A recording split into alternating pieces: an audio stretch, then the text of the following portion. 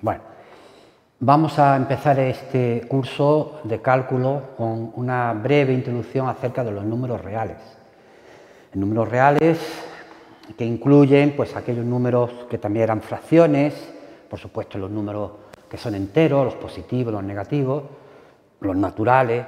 Vamos a hablar un poco de algunas de sus propiedades, que quizá no se ha insistido en ello cuando lo habéis estudiado en bachillerato, la diferencia esencial entre el conjunto de los racionales y de los no racionales, y una serie de cosas conforme vayan surgiendo. Primeramente, la idea de número quizás se formalizó hace bastantes años, en una época primitiva, cuando surgió la necesidad de contabilizar las pertenencias, las cosas que se tienen.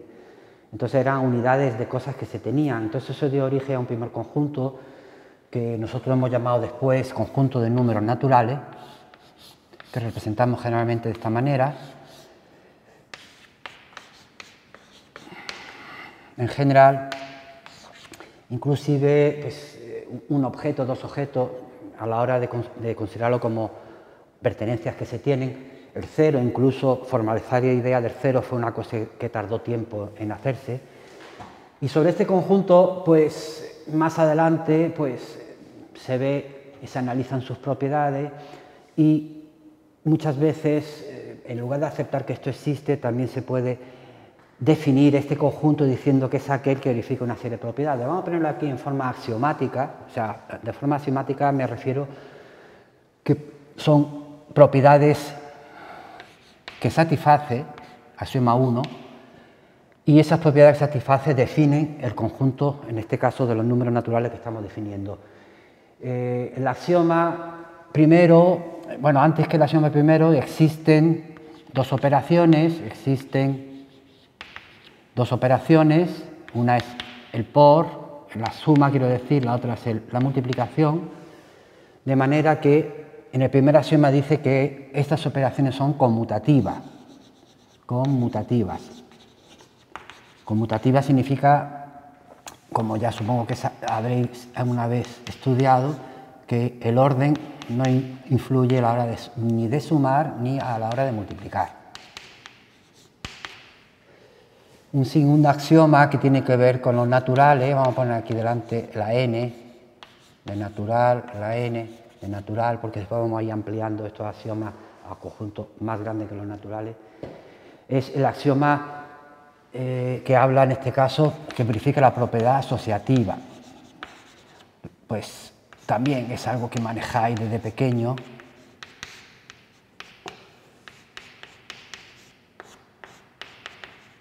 Tanto con la suma como con el producto.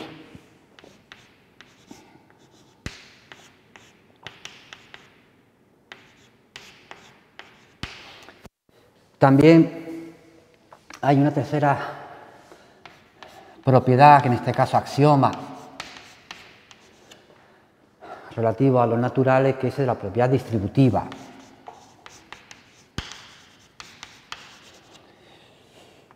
Pues también es algo que estamos acostumbrados a manejar y a operar desde pequeños en el colegio.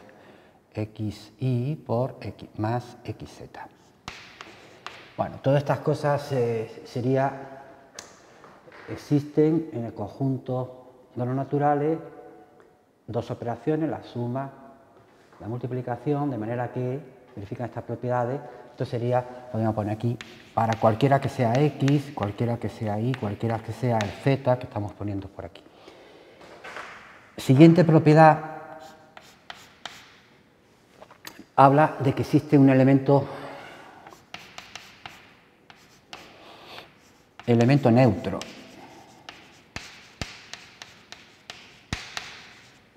El 0. De manera que para cualquiera que sea el X, pues X más 0 es igual a 0 más X, porque es conmutativo, y es igual al propio X. Tiene un elemento que es neutro, está aquí. Una siguiente propiedad tiene un elemento que se dice elemento unidad. Tiene un elemento unidad, que en este caso es el 1. este de acá, que satisface, pues, que 1 multiplicado por cualquier x siempre será el propio x. Es decir, son neutros, los dos son neutros, este es para la suma y este es para la multiplicación. Después hay también dentro de este conjunto una relación de orden. Podríamos poner aquí, existe una ordenación. Esta ordenación tiene 3 propiedades. Una primera, vamos a enumerar los axiomas, por ejemplo, por el número 8, porque después vamos a poner aquí otros 3. Que sería la propiedad de que es de orden total. El axioma 8 dice que existe una ordenación de orden total. ¿Qué quiere decir orden total? Pues quiere decir que, a diferencia de otros órdenes, hay otras relaciones de orden que no es de orden total, ahora os comento, que quiere decir que x es más pequeño que y o y es menor que x. Esto es el o, pero suelo utilizar esta notación como una disyunción. Es decir, para cualquiera que sea la x y la y, para cualquiera que sea los que tú quieras x y, o uno o el otro será siempre. Es decir, los números siempre están relacionados por la ordenación, uno siempre es más grande que otro. Hay otras relaciones de orden, por ejemplo, ser divisible o dividir. 2 divide a 4, entonces 2 está relacionado con 4, o 2 es más pequeño que 4, por decirlo de alguna manera. Pero 2 y 5 no están relacionados, 2 no divide al 5, ni el 5 al 2. Entonces ese no sería una relación de orden total. Esta sí lo es. Otro axioma que habla de la compatibilidad, axioma 9 y otro axioma 10, de la compatibilidad de esta relación de orden con las operaciones que hemos definido. Lo que viene a decir es que si yo tengo que la x es más pequeña que y al mismo tiempo, esta es la conjunción, y al mismo tiempo tengo z, cualesquiera, entonces x más z es más pequeño que y más z. Vamos a quitarlo de esto de acá, no hace falta. Un z cualquiera. Compatibilidad con el producto. La compatibilidad con el producto tiene una particularidad, que si x es menor que y ahora sí, y al mismo tiempo z es positivo, es decir, ¿qué quiere decir positivo? Porque aquí estamos hablando de los números naturales y todos son positivos. Bueno, vamos a poner si es positivo, porque esta será una propiedad que la vamos a utilizar después con los enteros. Y esto es positivo, entonces x por z es más pequeño o igual que y por z.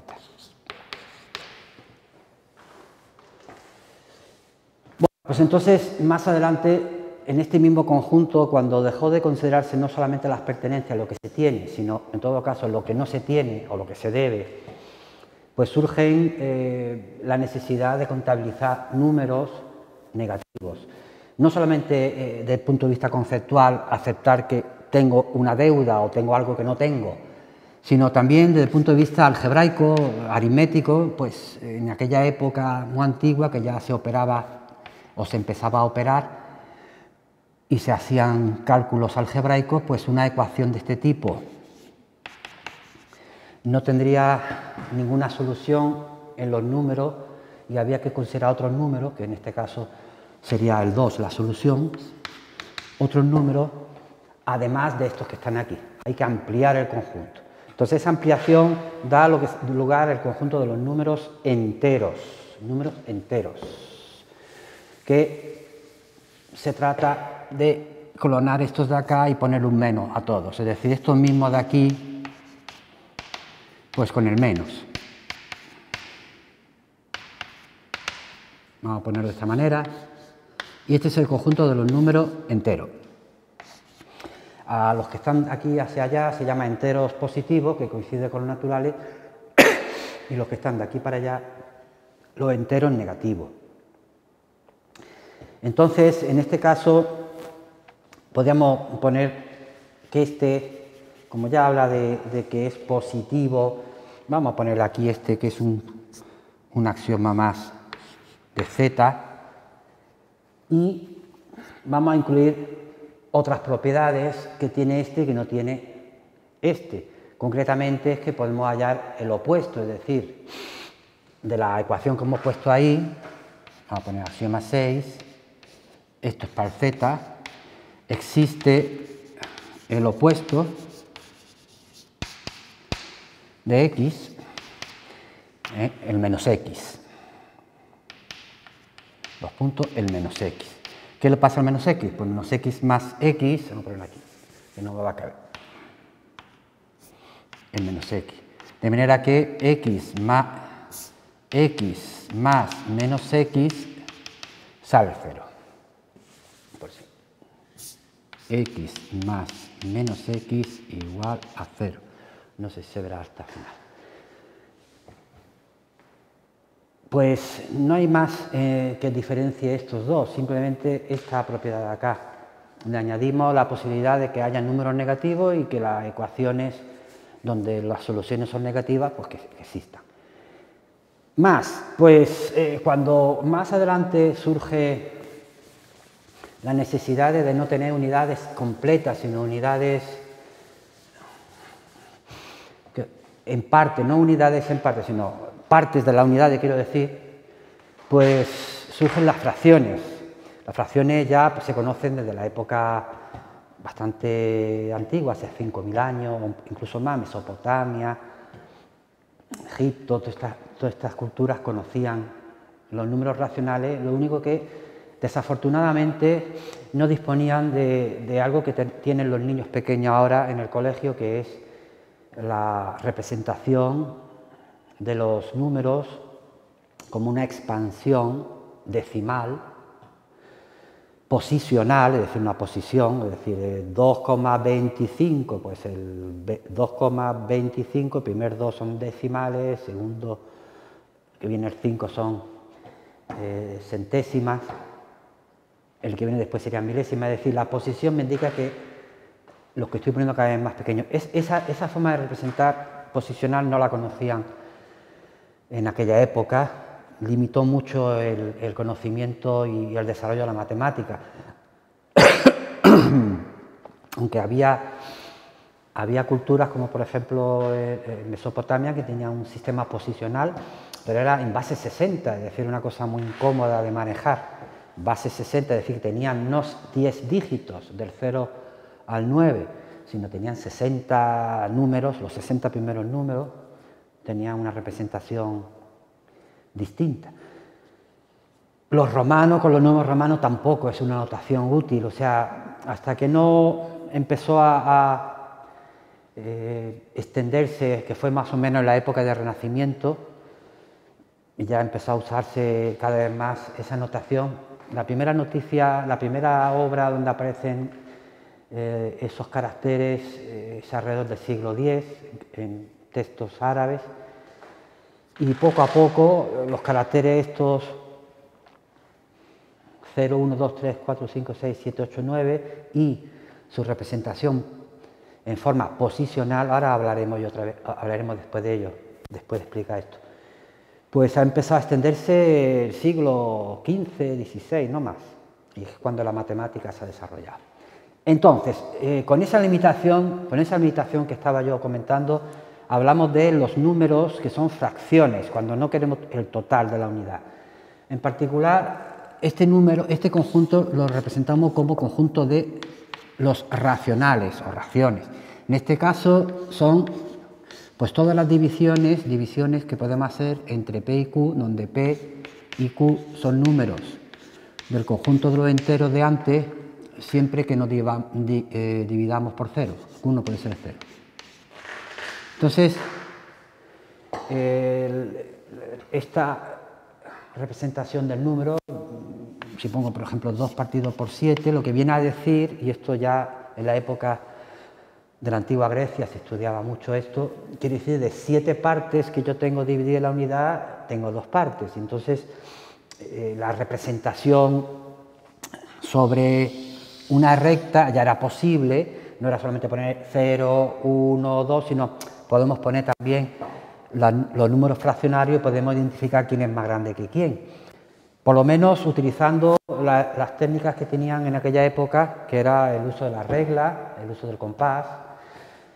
En particular, si esto fuera el 0 y quisiéramos representar todos, el 1 partido por 7, 2 partido por 7, 3, hasta el 6 partido por 7, sobre esta línea, pues con un compás cogía con una medida cualquiera y sobre otra línea que pasaba por aquí, cualquiera también, cogíamos y hacíamos 7, tantas como vienen en el denominador. 1, 2, 3, 4, 5, 6 y 7 con el compás.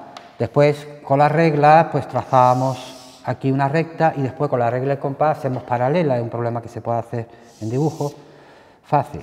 Y estas paralelas automáticamente cortan a la recta en estos que hay aquí, el 1 séptimo, 2 séptimos, 3 séptimos, etc.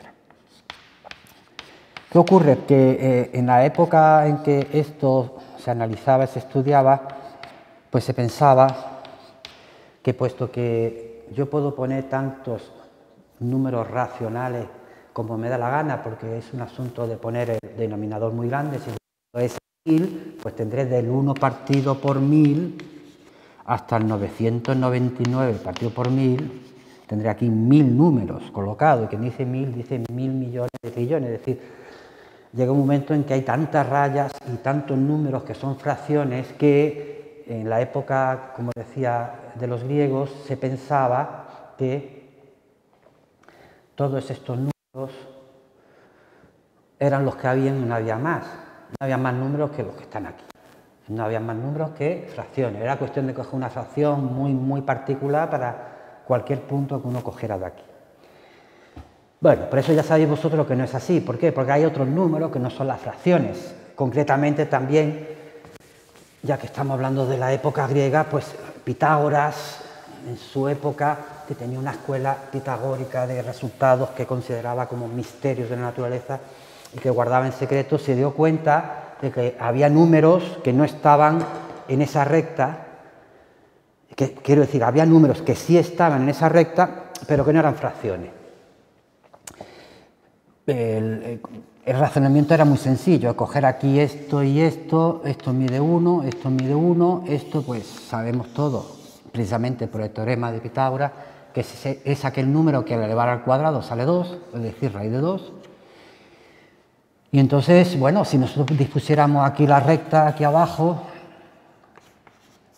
antes hemos representado un número entre 0 y 1, los podríamos representar igual entre 1 y 2, sin más que, si yo tengo, por ejemplo, 8 partido por 7, que estaría por aquí, pues sabemos todo que es, al dividir, es 1 más 1 partido por 7, es decir, sería 1 y después tenemos que hacer un séptimo, el mismo proceso con la regla de compás que hemos hecho antes. Entonces decía, esta cantidad que es raíz de 2, coge un compás y se la lleva por aquí abajo y es un número que está aquí, es un número que está sobre la recta. Existe tanto como que existe lo que mide de aquí hasta aquí. Entonces, por más intentos que hay de ver quién es la fracción que me da raíz de 2, no la encuentra, claro, no la encuentra porque raíz de 2 no es una fracción. Este es uno de los primeros ejercicios y posiblemente Pitágoras lo demostró de alguna forma similar. Vamos a poner como ejercicio o problema, vamos a ponerlo como teorema mejor, teorema en matemática es una cosa que es cierta, de cierta importancia y se suele enunciar de esta manera. Teorema, raíz de 2 no es un número racional. Racional quiere decir que no es una fracción.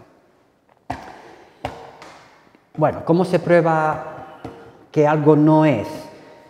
Generalmente en matemática hay muchas estrategias para demostrar algo. En este caso particular, la demostración sale rápido utilizando el procedimiento que se llama por reducción al absurdo, que consiste en suponer lo contrario de que es un número racional, es que si lo es, suponemos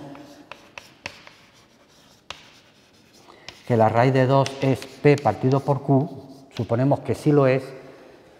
Además vamos a considerar P partido por Q que hemos simplificado todo lo que hemos podido, es decir, la fracción es irreducible. Reducible, insisto, es que se ha simplificado. Irreducible, que se ha simplificado. Entonces vamos a suponer que raíz de 2 es igual a cierta fracción y vamos a llegar a la conclusión absurda. Es decir, partiendo de una cosa que no es verdad, llegamos a un absurdo. El absurdo que vamos a llegar en este caso concreto es que esto es múltiplo de 2, esto es múltiplo de 2. Es decir, que podíamos simplificar por 2 y acabamos de decir que ya lo hemos reducido, que no tiene factores comunes, no tiene el factor 2 común. Bueno, pues llegamos a la conclusión que sí. Entonces está claro que esto no puede ser verdad. Esto es bastante rápido, es decir, raíz de 2 igual a P partido por Q, elevando al cuadrado, tenemos que P cuadrado es 2Q cuadrado. Esto significa que P cuadrado es 2 veces algo, pues P cuadrado es par, punto y coma, P cuadrado es par. Ahora bien, si un número está elevado al cuadrado y sale par, antes de elevarse al cuadrado también es par. Si P cuadrado es par, P lo es. Uno piensa, a ver, y no encuentra ejemplos de que no, parece ser que sí. El motivo es porque si fuera impar, si P fuera impar, lo elevamos al cuadrado y me va a salir impar también. Es decir, que no puede ser impar. O sea, si fuese, aquí lo ponemos, si fuese P impar, un número impar es 2 veces K más 1. Bueno, pues si P fuera impar, elevar al cuadrado esto, el cuadrado de esto es 4K cuadrado, cuadrado del primero, más 2 veces el primero por el segundo, más el cuadrado del segundo. Esto, si os dais cuenta, es 2 veces K cuadrado más 2K. Ahí. 2 veces 2K cuadrado más 2K más 1. Es decir, el P cuadrado es 2 veces un número más 1. Es decir, esto es impar. Es decir, si P fuera impar, el cuadrado sería impar. Entonces, si P cuadrado es par, significa necesariamente que P es par. Ya casi hemos terminado. P es par. Borro aquí abajo. Entonces, al ser par, podemos decir que ya tenemos hecho ya la primera parte de esa contradicción que buscábamos. Vamos a llegar a la contradicción de que estos dos son múltiplos de 2. El primero es par, ya es múltiplo de 2. El otro, pues si P es par, P es 2K. Y ya está, de aquí sale. De aquí sale, porque sustituyo y tengo aquí 4.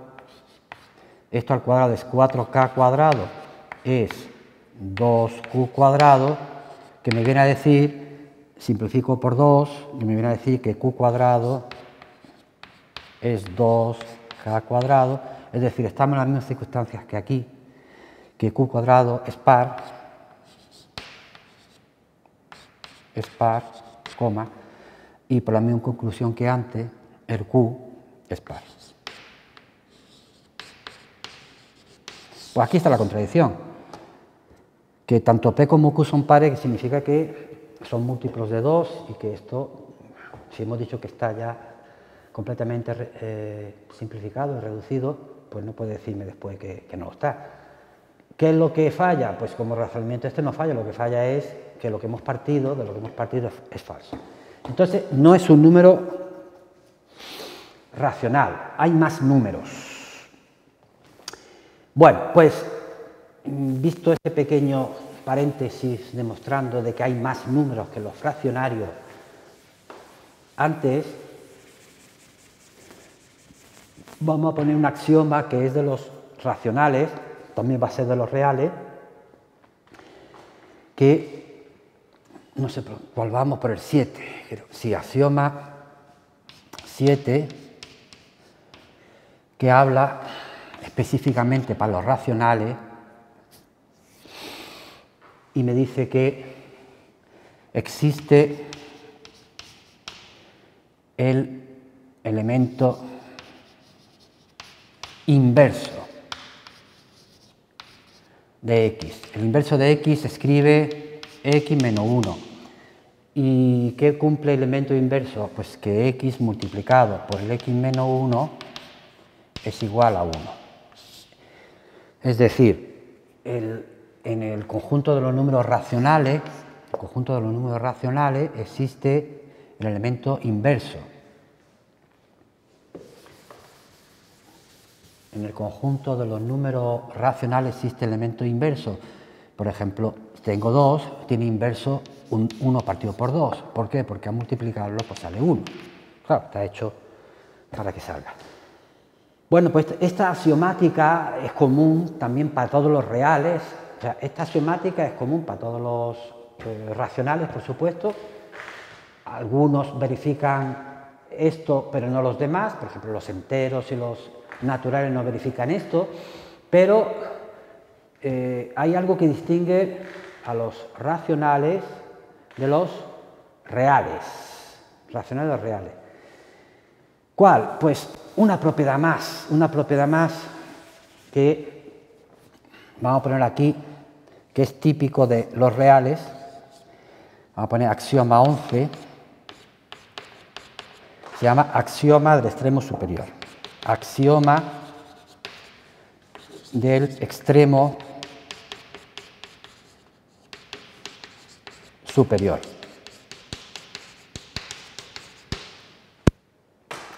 Vamos a hablar un poquito sobre este axioma. Antes voy a comentar qué es lo que es el extremo superior, que no sé si lo sabéis, pero bueno, ahora lo comento.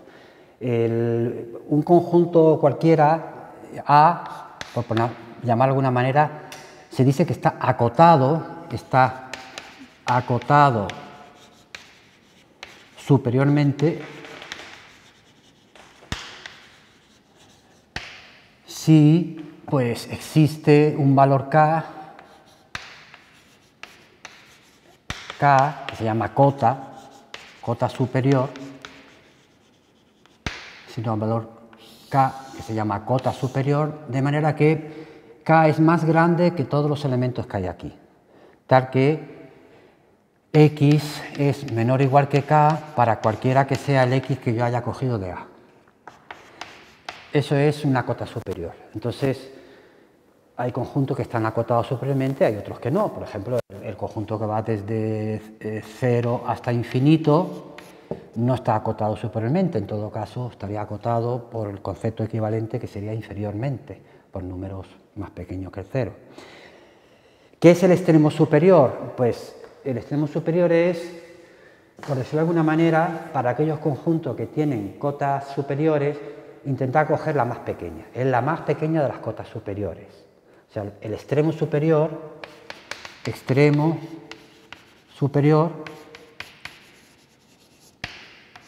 si existe, digo si existe porque vamos a ver que en el conjunto de los números reales si va a existir, si tiene cotas superiores va a existir extremo superior, pero si consideramos números que no son reales, sino solamente racionales, pues no tiene por qué cumplirlo. Ahora lo vamos a detallar. El extremo superior, si existe, es la menor de las cotas superiores. O dicho de otra manera, este es extremo superior si verifica dos cosas. Una, esto es cota superior, o sea, el propio extremo superior es cota superior. Y dos, si hay otra cota superior, esta es más pequeña. Si hay otra, esta siempre es más pequeña.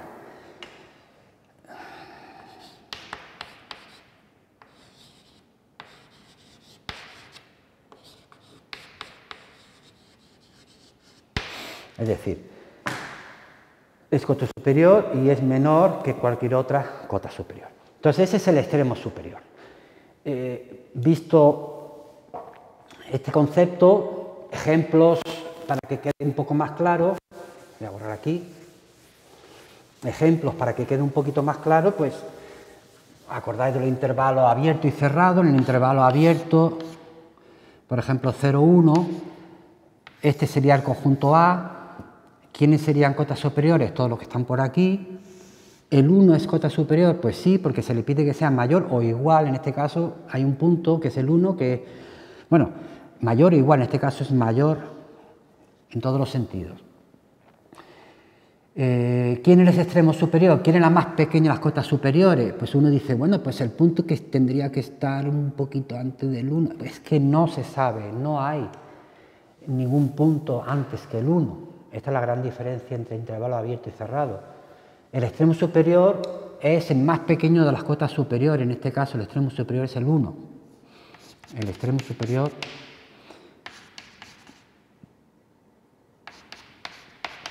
de este conjunto aquí es el 1. En este caso, si lo pongo cerrado, estamos en las mismas. La más pequeña de las cotas superiores, pues este, el 1. En particular, el 1 es igual que el 1, no siempre es mayor, no siempre es mayor, puede ser mayor o igual. Es mayor que el 1, pero mayor que todos los demás. Este es el extremo superior.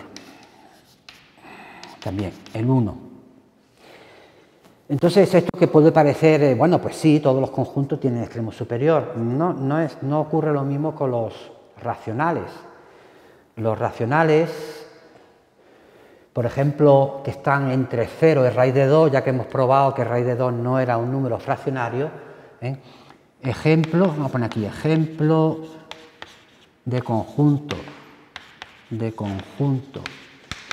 en los racionales.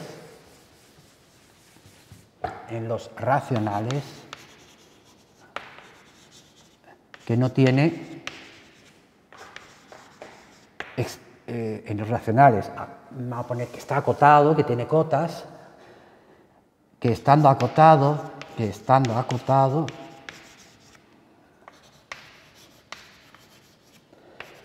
no tiene extremo superior. Pues consideramos solamente los racionales que están entre 0 y raíz de 2, es decir, vamos a escribirlo de esta manera. Este es el conjunto. A es la parte común entre los racionales y los números que están entre 0 y raíz de 2 abierto. Abierto o cerrado, da igual, porque raíz de 2 no es racional, es decir, a la hora de hacer la intersección de esto con esto, este no lo vamos a coger. Este conjunto, por dibujarlo de alguna manera, estaría entre 0 y la raíz de 2, que estaría aquí. Serían solamente los racionales que están aquí, los irracionales, los que no son racionales, de los cuales no hemos hablado todavía mucho de ellos, no estarían. ¿Tiene cotas superiores? Sí, tiene muchas por aquí. ¿Existe la más pequeña de todas? Hombre, de existir alguna tendría que ser el propio raíz de 2, pero el raíz de 2 no es un número racional. Podéis pensar, bueno, pero el que está después que sea racional o el que está antes que sea racional, no hay ningún punto después ni antes, exactamente después, exactamente antes que sea racional. Están los puntos distribuidos de manera que es una continuidad total, de manera que entre dos puntos cualesquiera, por muy próximos que estuviesen, siempre vamos a encontrar fracciones y siempre vamos a encontrar no fracciones. Y no tiene sentido decir que a un número le sigue otro. Entonces, este axioma, que sí lo cumplen los números reales, porque si solamente hablamos de esto, pues el extremo superior sería raíz de 2, un número real, es lo que distingue a los reales y los racionales, por lo menos desde el punto de vista axiomático. Desde el punto de vista operativo, es decir, con el uso de la expansión decimal, pues la cosa queda bastante clara. Bueno, ya podemos borrar todo esto, vamos a borrar todo y vamos a hablar un poquito de la representación de los números en su forma posicional, la expansión decimal, que tenemos una manera muy afortunada desde hace ya unos cuantos siglos de representar los números en el que se ve muy claro qué tipo de número es el que tenemos.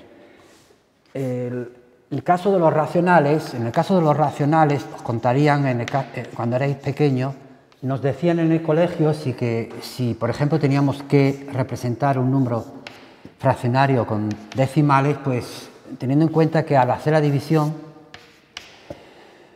pues 7 por 8, 56, a 64, 7 por 5, 35, a 45, 7 por 7, 49, a 51, 7 por 1, 7,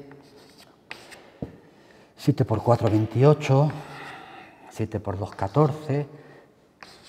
¿Veis? Aquí tendríamos que poner otra vez esto y este grupo se repetiría, es decir, este grupo de cifras se repite. ¿Por qué? Porque nada más que pueden haber restos, como tengo aquí un 7, o es resto 0, o resto 1, o 2, 3, o 4, o 5, o 6, no puede haber otro resto, entonces en algún momento vuelvan a aparecer algunos de los que han aparecido, porque nada más que hay como máximo 6. Si saliera resto 7, si saliera resto 0 significa que es exacto, pero si sale resto 0 significa que a partir de ahora todas las cifras que vienen de aquí en adelante serán 0, 0, 0, 0. Es decir, podemos llegar a la conclusión que esto se va a repetir otra vez 8, 5, 7, 1, 4, 2, etcétera, etcétera.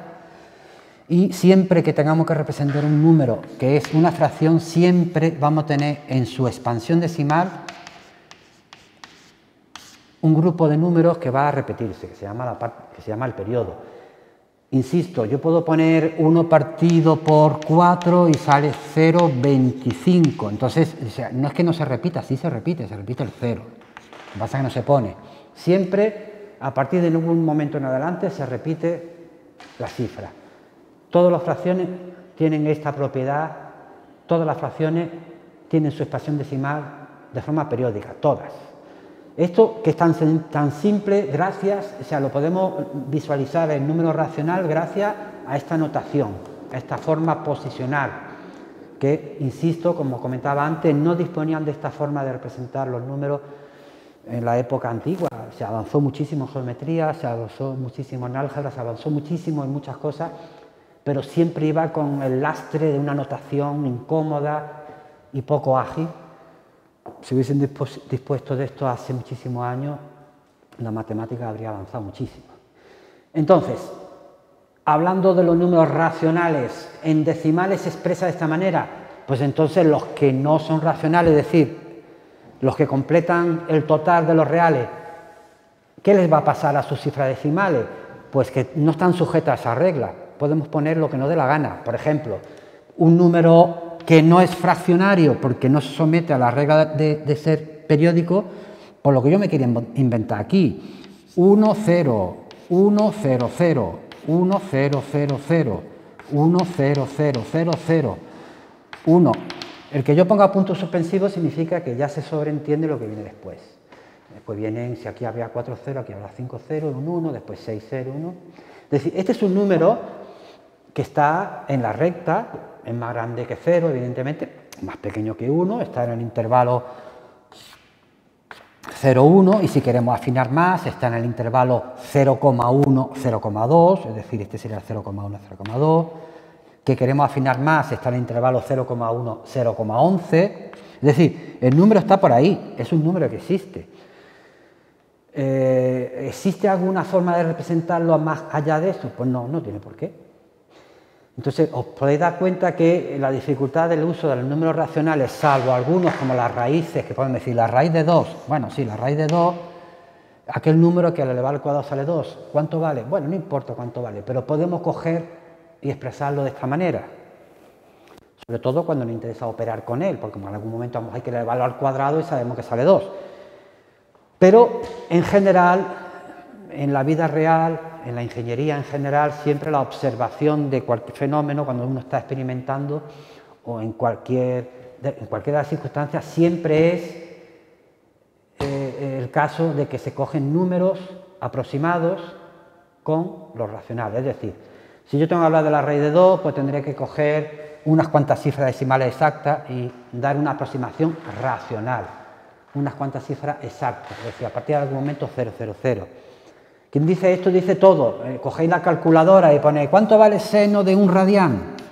Y la calculadora pues tiene una serie de dígitos y os muestra una serie de números.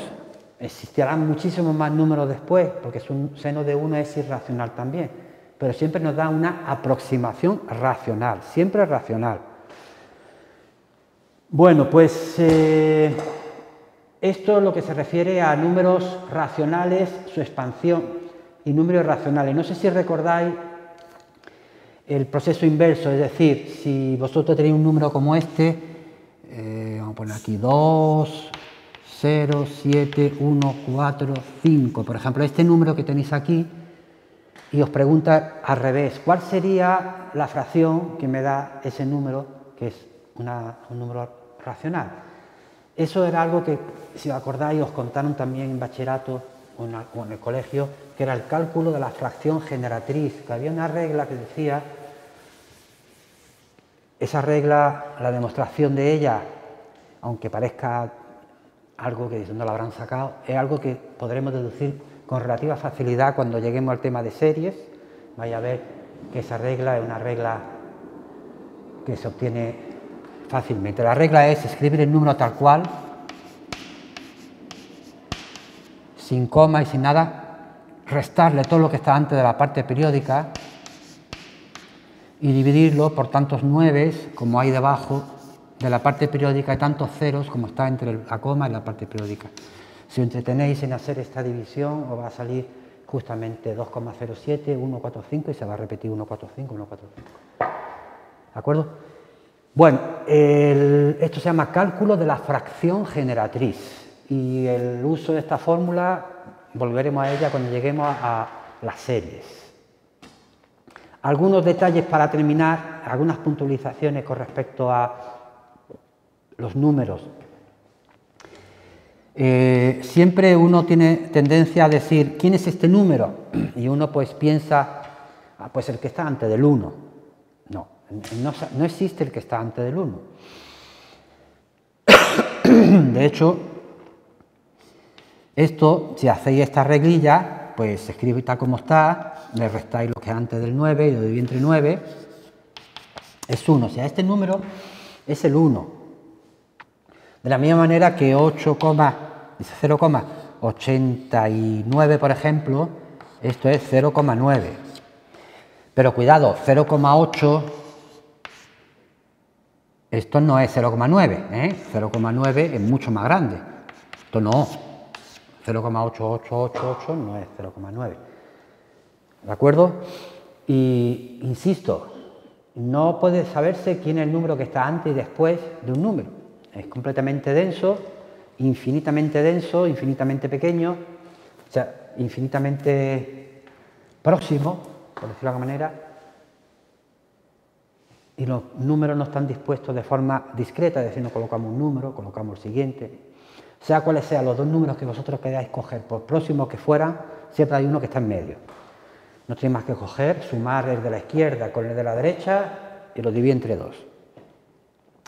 Bueno, pues hasta aquí en lo que hace referencia a los números, en lo que se refiere a su expansión decimal, no vamos a hablar nada más. Vamos a terminar con unos pequeños ejercicios que se deducen de forma directa de la axiomática que he puesto antes, Por ejemplo, vamos a poner ejercicios, unos cuantos ejercicios. Son ejercicios teóricos, ejercicios que parecen como pequeños acertijos, ¿no? ¿Cómo podemos deducir que el opuesto del opuesto es el propio A? El opuesto del opuesto de A es el propio A. Para deducir que el opuesto del opuesto es el propio A, lo único que tenemos que coger es ver, me está diciendo aquí, el opuesto del menos A. Pues vamos a ver si el menos A le sumo la propuesta que me dice quién es opuesto, el opuesto menos A me dice que es el A.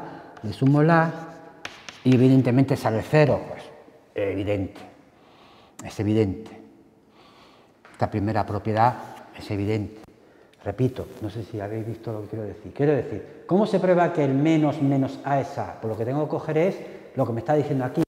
El opuesto de esto, pongo el opuesto que me dice que es ese, y compruebo que efectivamente A menos A es 0, claro. A menos A es 0, por definición, el axioma, uno de los axiomas que teníamos aquí escrito que he borrado. Por ejemplo, este otro, este ya parece que no es tan evidente, 0 multiplicado por A. ¿Por qué es 0? Eso no viene tampoco en la axiomática. 0 multiplicado por A, ¿por qué es 0? Pues para probar que 0 multiplicado por A es 0, tengo que ver que esto es 0. Además, en su momento no lo comentamos, el 0, que es el elemento neutro, si existe, es único siempre, no puede haber dos ceros. En este caso concreto, vamos a ver qué pasa si al A le sumo 0 por A. Si me sale que es el propio A, pues significa que esto es el 0. Pues esto es evidente. 1A más 0A es 1 más 0 por la propiedad distributiva. 1 por A, que es A, porque tiene el elemento neutro, elemento unidad, que es 1, y me sale A. Es decir, si A más algo sale A, este algo tiene que ser a la fuerza el 0, porque el 0 si existe es único, el neutro si existe es único. ¿Verdad? Por ejemplo, otro. El menos 1. Menos 1 es el opuesto del 1. Menos 1 lo multiplico por el A y me dice que sale el opuesto del A. El opuesto del 1 multiplicado por el A me sale el opuesto de A. Llega a esta conclusión, pues lo que tengo que ver es si al A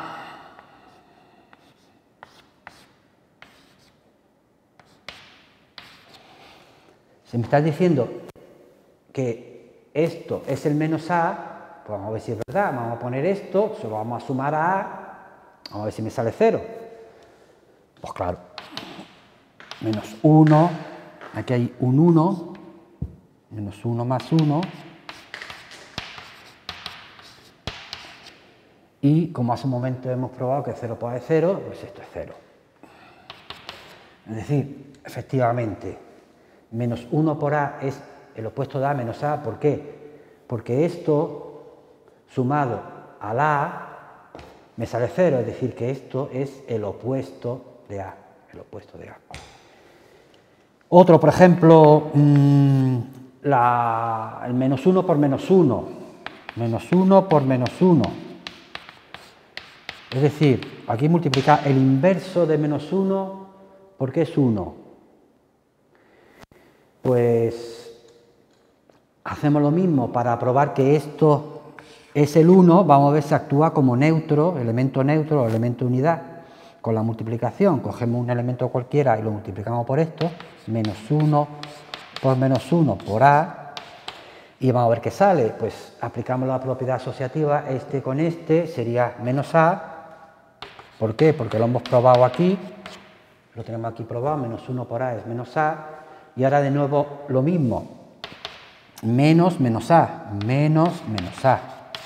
De nuevo aplicando esta que acabamos de probar. Y por último, menos menos A, pues está aquí arriba, que es el propio A, claro, no puede ser otra cosa.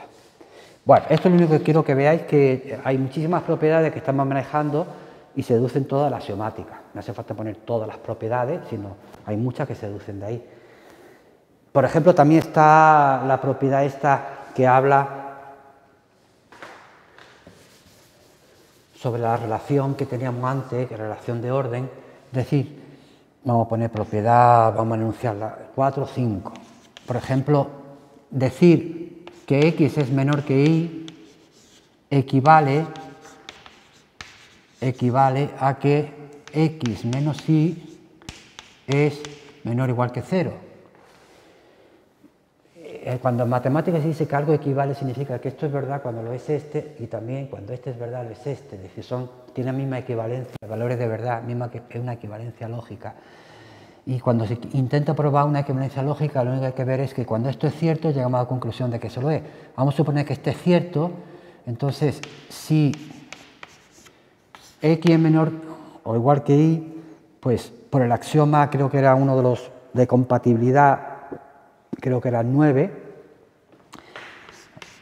por axioma 9, sumo menos y. Entonces automáticamente x menos y menor o igual que y menos y, es decir, lo que queríamos, x menos y menor o igual que 0. O sea, evidente. La otra parte, cuando esto es cierto, lo es este, pues lo mismo, si x menos y es menor o igual que 0, pues está por el mismo axioma, sumo y ahora y me sale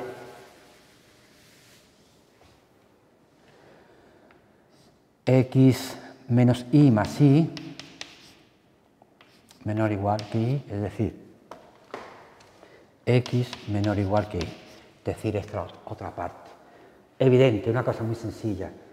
Otra propiedad, por ejemplo, otra cosa que podemos probar, la regla de los signos, por ejemplo, la regla de los signos, esta de acá, menos a multiplicado por menos b es igual a ab, es decir, aquello que menos por menos es más, o sea, si a fuera positivo, menos a es negativo, si b fuera positivo, menos b es negativo, es decir, menos por menos, dos cosas negativas sale positiva.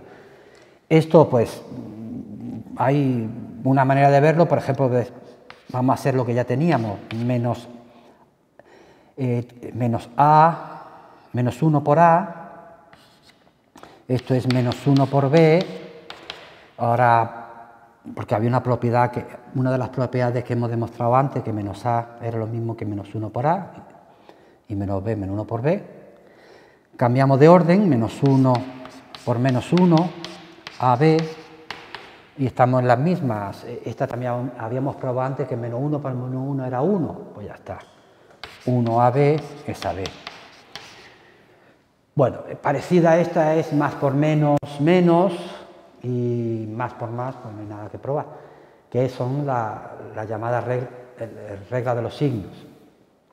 Hay una propiedad que se usa mucho, que es la propiedad esta de compatibilidad con el producto. Voy a borrar aquí arriba.